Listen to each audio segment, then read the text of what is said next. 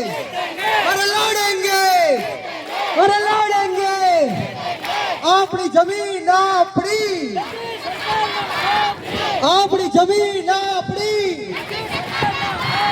हमसे जो टकराएगा, हमसे जो टकराएगा, भारत माता की, भारत माता की जय जवान, जय जवान। खूब खूब आभार।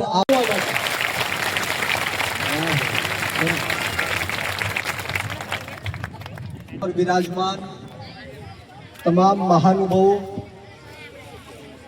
तमाम समाज धर्मना लोको, तमाम पार्टीना लोको, माफ करशो बधाना नाम नहीं लई शकूं, તમામે તમામ સરપંચશ્રીઓ, વડીલ મુરબ્બી, આપ સૌ મારી સામે જે ઉપસ્થિત છો, મારા પિતા તુલ્ય વડીલો, મારી માતૃશક્તિ, ભાઈઓ બહેનો, બાળકો અને ખાસ કરીને જે આ 20-25 યુવાનોએ થઈને આ આંદોલનને ઊભું કર્યું, એ તમામનો આ તકે હું ખૂબ ખૂબ હૃદયપૂર્વક આભાર માનું છું। અને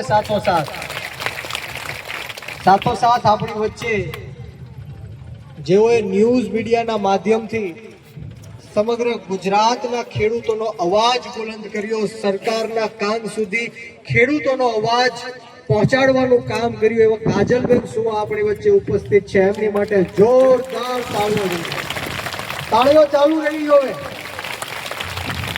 ખાલી બહેનો તાળી પાડે છે, આ બાજુથી તાળી બહેનો 1 મિનિટ રહેવો છે, તાળી ન વગાડો, બહેનો રહેવા દો, ખાલી પુરુષો તાળી વગાડો, એક વાર જોરદાર પુરુષોની તાળી વગાડો।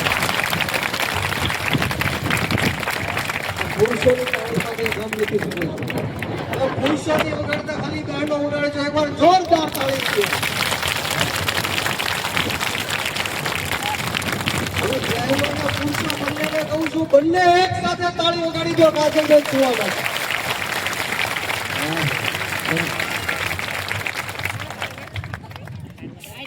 આજના દિવસે જેમ એમ કીધું એમ કે આ ફોટો અને આ બેનર તો આ લોકોએ કીધું એટલે, બાકી હું તો માત્ર નિમિત્ત છું, હું તો માત્ર નિમિત્ત છું। પરંતુ આ ગામના અને આજુબાજુ ગામના 20-25 યુવાનોએ થઈને આ આંદોલનને ઊભું કર્યું છે। તમામ યુવાનોને હું કહીશ કે એકવાર આ મંચ ઉપર આવી જાઓ, તમામ લોકો આવી જાઓ, મહેન્દ્રભાઈ, સુરેશભાઈ બધા આવી જાઓ, આવી જાઓ, તમામ લોકો અહીં આવી જાઓ, બધા લોકો આવી જાઓ, આવો આવો બધા આવી જાઓ।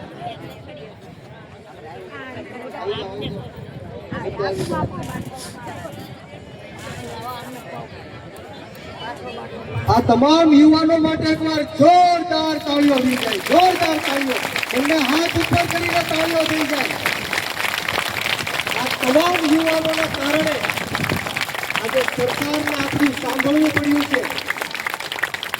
અને હમણાં અગાઉના વક્તાઓએ કીધું કે આપણે હજી જીત મેળવવાની છે, પરંતુ હું કહીશ કે જ્યારથી આ ગામની રણચંડી બનીને આ મહિલાઓએ આ ખેતરમાંથી પાઇપો બહાર કાઢી નાખીને એ જ આપણી જીત હતી। તમારી માટે પણ એકવાર જોરદાર તાળીઓ થઈ જાય। આજે સમગ્ર ગુજરાતની અંદર સરગવાળા ગામ એ પ્રચલિત થઈ ગયું છે, કારણ કે આ ગામની જે મર્દાનગી છે, કુમારી છે, હિંમત છે, તાકાત છે, આખા ગામ સમસ્તે ભેગા થઈને, ખેડૂતોએ ભેગા થઈને ખેતરમાં જઈને આજે પાઇપલાઈનો બહાર કાઢવાનું કામ કર્યું છે। એટલે આ ગુજરાતમાં આ ગામનો ડંકો વાગ્યો છે।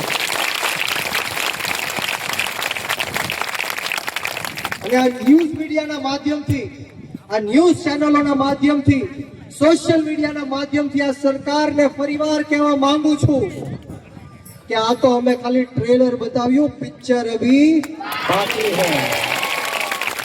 આ તો ખાલી ટ્રેલર હતું, પિક્ચર હજી બાકી છે। આવી તો ખાલી એક અમે પાઇપલાઇન બહાર કાઢી, આ જેટલી પણ 10 ગામની અંદર પાઇપલાઇનો તમે ગેરકાયદેસર મૂકી છે, સહમતિ વગર મૂકી છે, એ બધી પાઇપલાઇનો ખેતરમાંથી અમે બહાર ફેંકવાના છીએ। બોલો તૈયાર છો?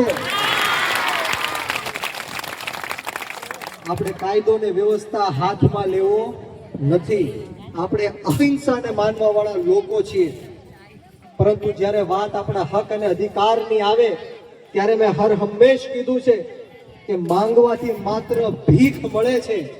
જો આપણે હક અને અધિકાર જોતો હોય તો આ સરકારની છાતી ઉપર પગ રાખીને એને છીનવતા પણ આપણને શીખવું પડશે.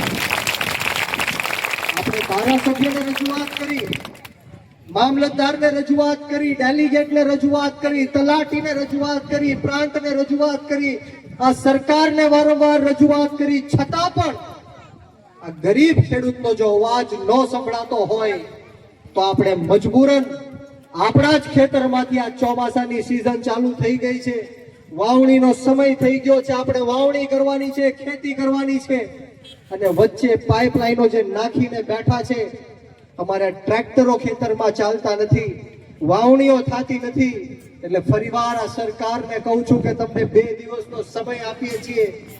મંગળવારે આ 10 ગામના ખેડૂતો એક થઈને, સંગઠિત થઈને ટ્રેક્ટરો આ ખેતરમાં લઈ જઈને આ તમામે તમામ ગેસની પાઇપલાઈનો અમે બહાર ફેંકી દેવાના છીએ.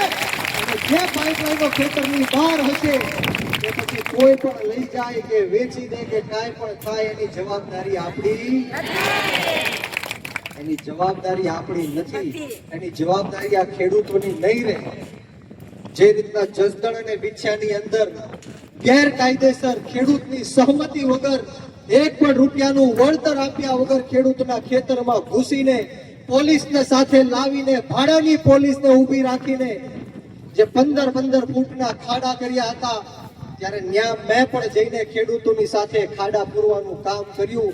અને આવી જ રીતના ધોળકા તાલુકાના સરગવાળા ગામની અંદર મારે કોઈ ચૂંટણી નથી લડવાની, હું તમારી પાસે મત માંગવા માટે નથી આવ્યો, પરંતુ એક ખેડૂતના દીકરા તરીકે મને વેદના થાય છે. આવડા સાણંદની અંદર ખેડૂતનું આંદોલન હતું, ત્યાં પણ હું ગયો. બોટાદની અંદર કડદા કાંડ થયો, ત્યાં પણ હું ગયો. બધી જ જગ્યાએ જાઉં છું, પરંતુ હું તમામ ખેડૂત મિત્રોને કહેવા માંગુ છું કે આપણે એક થવું પડશે, આપણે સંગઠિત થવું પડશે. આ 10 ગામની લડાઈ છે, આ માત્ર એટલા લોકોથી આપણે જીતી નહીં શકીએ.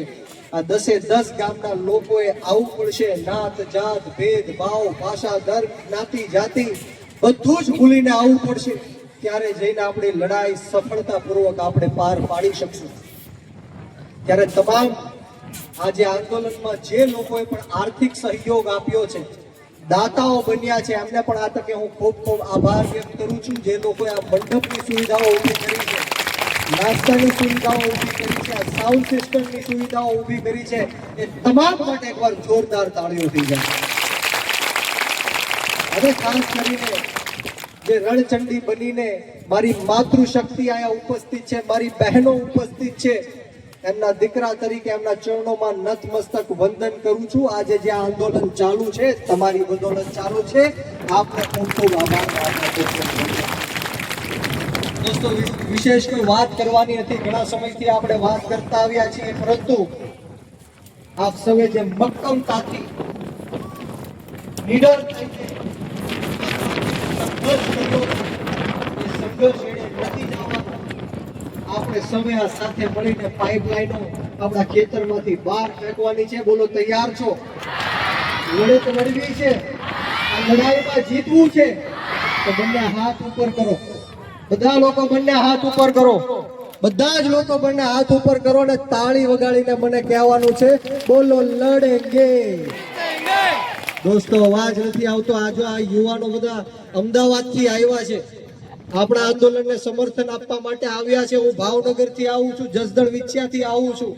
બધા લોકોએ તાકાતથી હાથ ઊંચા કરી તાળી વગાડીને જોરથી બોલવાનું છે, બોલો લડેંગે, લડેંગે, અરે લડેંગે, અરે લડેંગે, લડેંગે, અરે લડેંગે, અરે લડેંગે, અરે લડેંગે. આપણી જમીન આપણી, આપણી जमीन अपनी, हमसे जो टकराएगा, हमसे जो टकराएगा, भारत माता की, भारत माता की जय जवान, जय जवान. खूब खूब आभार.